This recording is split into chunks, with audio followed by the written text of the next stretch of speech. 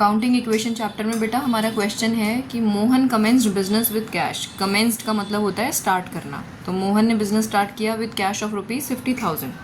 तो हम यहाँ पर स्टेटमेंट लिख लेते हैं, बिजनेस स्टार्टेड, और कैश हमारे लिए एसेट होता है। बिजनेस शुरू हुआ है तो हमारे बिजनेस में पैसा आया, और लेकिन साथ में लाइबिलिटी भी इंक्रीज हो गई कैपिटल के नाम की। ठीक है, तो यहाँ पे कैपिटल 50,000। सेकेंड ट्रांजैक्शन इन्होंने हमसे कही है, purchase goods for cash. 30,000 rupees का सामान खरीदा है हमने, यानी सामान हमारे पास आया और बदले में हमारे पास से पैसे गए। तो सामान हमारे पास कितने का आया, 30,000 का, और पैसा हमारे पास से कितना चला गया, 30,000। तो हमने देखो ये माइनस कर दिया। यहाँ हम लिख देते हैं परचेज्ड गुड्स, इतना ही लिख करके हमारा काम चल जाएगा। यहाँ कोई चेंज नहीं है, यानी 2 ट्रांजैक्शन हम कर चुके हैं। तो एक न्यू इक्वेशन बना लेते हैं। अब यहाँ लिख दो न्यू इक्वेशन। 50,000 में से 30,000 गए तो ये बचे 20,000। 30,000 रुपये का स्टॉक है हमारा, और 50,000 रुपये की हमारी कैपिटल है। ठीक है बेटा। थर्ड ट्रांजैक्शन हमसे कह रहे हैं परचेज गुड्स, फिर से सामान खरीदा, लेकिन अब की बार ऑन क्रेडिट। तो यहाँ हम अंग्रेज़ी क्या लिखेंगे, purchased goods on credit. Specify कर देते हैं इस बात को। कितने का सामान है, 20,000 का। तो देखो सामान तो फिर से आया हमारे पास, लेकिन बदले में इस बार पैसे नहीं गए, हमारी लाइबिलिटी इंक्रीज़ हो गई। तो लाइबिलिटी इंक्रीज़ हो गई तो इसके लिए हम यहाँ दिखा देते हैं क्रेडिटर। और क्रेडिटर कितने बढ़ गए हमारे, 20,000 के। फटाफट से एक न्यू इक्वेशन और बना लेते हैं, क्योंकि 2 ट्रांजैक्शन हमारे पास आ चुकी हैं, यहाँ पे कोई चेंज नहीं है। तो यहाँ हमने बनाई न्यू इक्वेशन। ये 20,000 रुपये कैश में है, 50,000 रुपये का हमारा स्टॉक है, 20,000 रुपये के क्रेडिटर्स आ गए बेटा, एंड 50,000 रुपये की आ गई हमारी कैपिटल। ओके।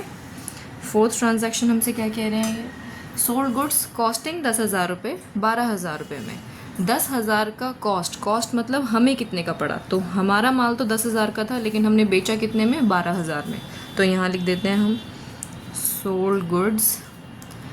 अब यहाँ पर देखो स्टेटमेंट में सोल्ड गुड्स फॉर 12,000 रुपये उन्होंने सिंपली बात लिख दी। फॉर कैश है या फॉर क्रेडिट है या कोई ऐसी बात तो हमें बताई नहीं।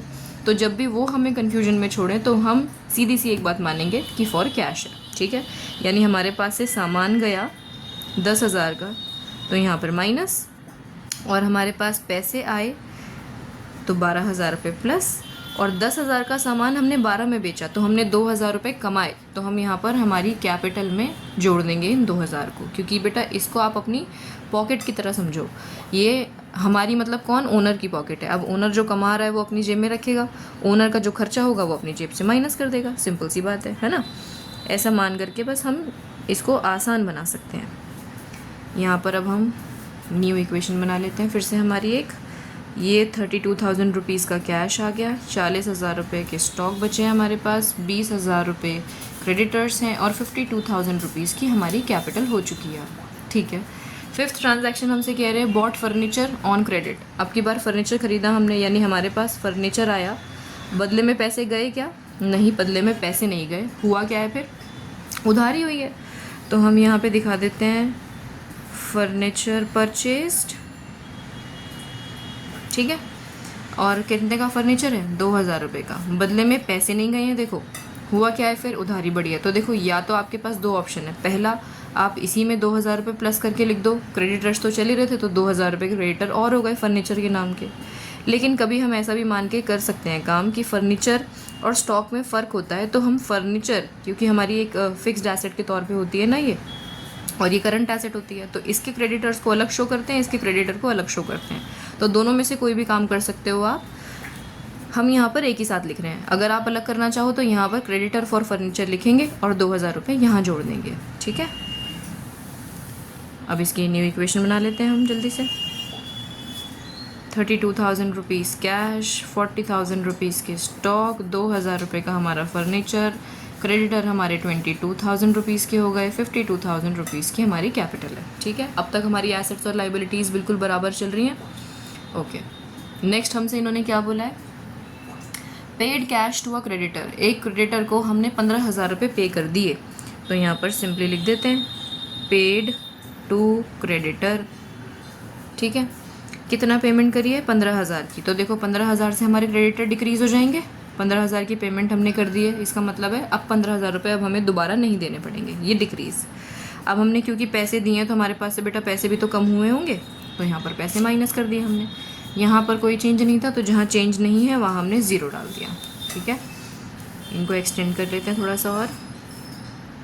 अब यहाँ हमारी न्यू इक्वेशन के लिए एनी लिख दिया है मैंने। ठीक है बाबू, ये माइनस करेंगे हम तो ये 17,000 आ गया, ये 40,000 का स्टॉक आ गया, 2,000 रुपये के फर्नीचर आ गए, और ये हमारे क्रेडिटर कितने के रह गए अब? 7,000 रुपीज़ के, और 52,000 रुपीज़ आ गए हमारे कैपिटल के नाम के। एक आखिरी स्टेटमेंट और, सैलरी पे करी है अब हमने 1,000 रुपये की। तो सैलरी पे करने का मतलब क्या है? पैसा गया हमारे पास से, तो पैसे में से माइनस कर दिया आपने। लेकिन इसका दूसरा इफेक्ट क्या होगा? सैलरी पे करिए, हमारा खर्चा हुआ है, और खर्चा किसकी जेब से निकलना चाहिए? कैपिटल में से। तो हमने कैपिटल में से भी 1,000 रुपये माइनस करवा दिए। पैसा एक ही बार जा रहा है, लेकिन वजह हमने दिखा दी कि भाई तुम्हारा पैसा कम हुआ है ये। ठीक है, अब यहाँ पर हम इस आखिरी बार हमारी न्यू इक्वेशन बना लेते हैं। ये हमारे 16,000 रुपये का कैश, और जी स्टॉक है 40,000 रुपीज़ का, क्योंकि यहाँ कोई चेंज नहीं था। फर्नीचर 2,000 रुपये का आ गया, यहाँ कोई चेंज नहीं था, तो क्रेडिटर हमारे 7,000 के चल रहे हैं। अगर आपने इसका अलग कॉलम बनाया होगा तो आपके क्रेडिटर 5,000 प्लस 2,000 के चल रहे होंगे। ठीक है, लेकिन आंसर देखो फिर भी सेम आएगा, और 51,000 की हमारी कैपिटल। अब आप एसेट्स और लाइबिलिटीज़ को चेक कीजिए, देखिए दोनों साइड इक्वल आ रही है कि नहीं आ रही। मैं यहाँ लिख देती हूँ, assets is equal to liability plus capital. Okay.